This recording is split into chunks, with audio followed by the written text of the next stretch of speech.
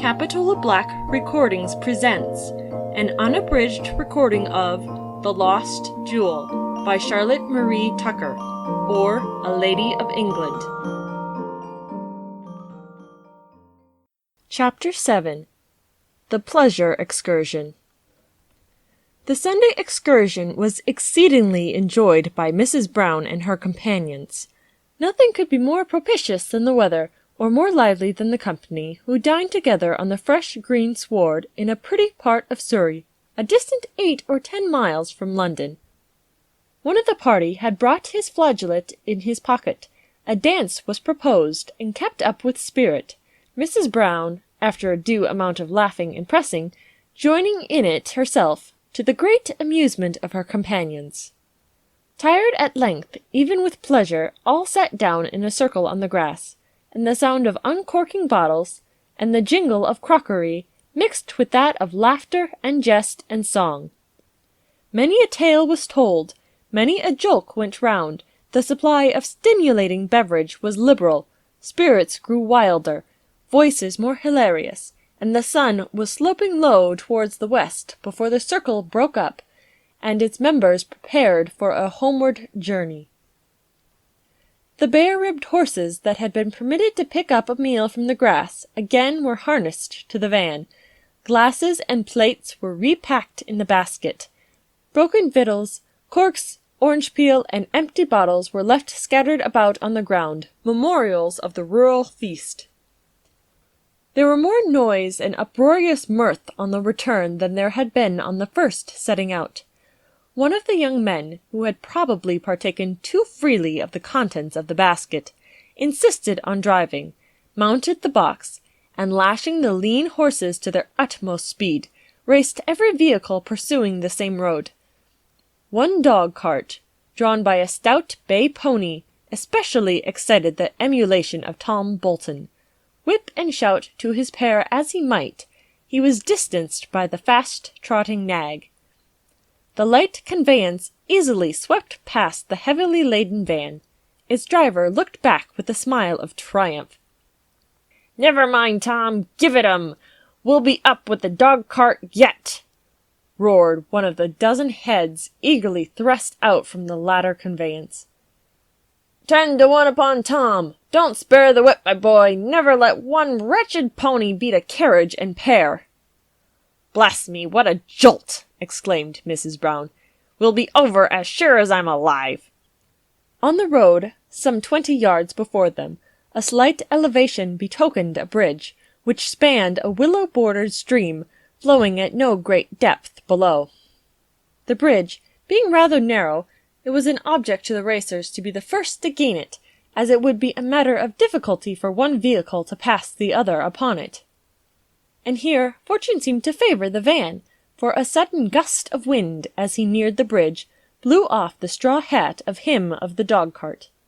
A simultaneous cheer burst from the larger party, as the man reined in the stout bay pony, and hurriedly sprang to the ground. It was repeated as the van, with its 2 panting horses, passed him triumphant in the race. "Now's your time, Tom, or he'll be up with us! Over the bridge, quick!" Over the bridge indeed, but in a very different sense from that intended.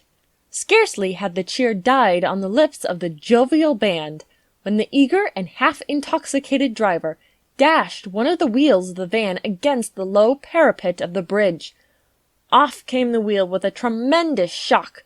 Down came the horses, floundering in the dust, and, as if whirled from a gigantic sling, half of the passengers were flung out and suddenly, to their extreme amazement, found themselves struggling in the river.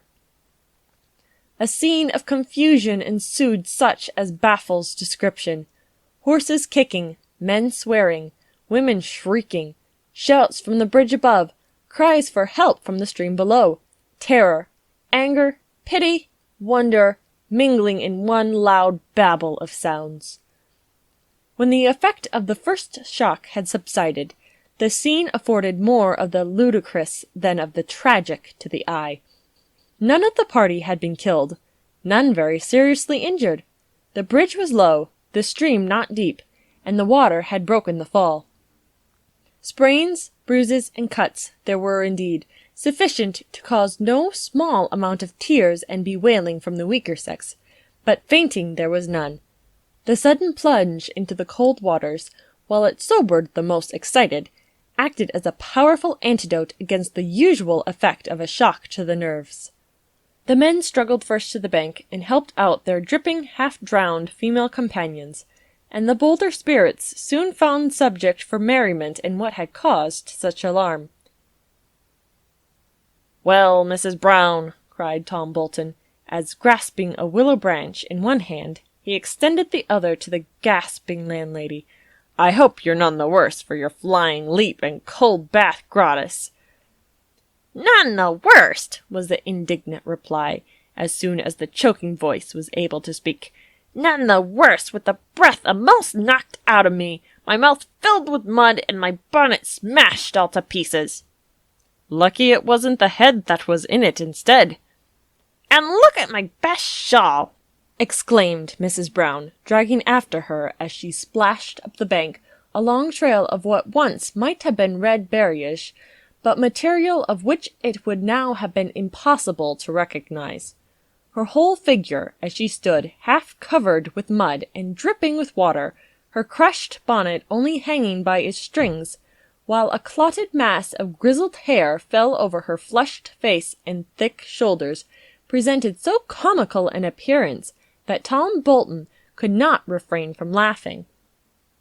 "I tell you what, Tom Bolton," cried Mrs. Brown fiercely, "you're the last man in the world to laugh, for it was all along of your driving that we was pitched over the bridge, and if I ever sits behind when you take the whip again, why, I may never drink anything but water all my born days. Ugh! I've had enough today to last me all my life." The party was now able to ascertain the full extent of their misfortune. There was a cottage at a short distance from the spot where the accident had occurred, and at this assistance was sought, and not in vain. The widow who dwelt at the cottage, and who was preparing to attend evening service with her young daughter, gave what aid she could to the travellers. Cuts were bound up, bruises anointed, and some of the women's soaking garments partially dried before a fire. As the good woman prepared some warm beverage for her shivering guests, she ventured to drop a few words about honoring the Sabbath, and God's mercy in saving them all from death. It is to be feared, however, that her words made little impression on her thoughtless hearers. To them the most serious question was how they were to return to London, as there seemed no means of repairing the van, and one of the horses was too much injured to be taken any distance that evening. The other horse was mounted by Tom Bolton. Mrs. Brown in vain endeavoured to hire the dog-cart, whose owner had an appointment in another direction, which neither regard for her offers and entreaties, nor compassion for her piteous condition, would induce him to break. At length the party, looking strangely different in their soiled, tattered, travel-stained, and half-wet state from what they had done in the morning, shivering, grumbling, and finding fault with everyone and everything, set out on foot for the great metropolis.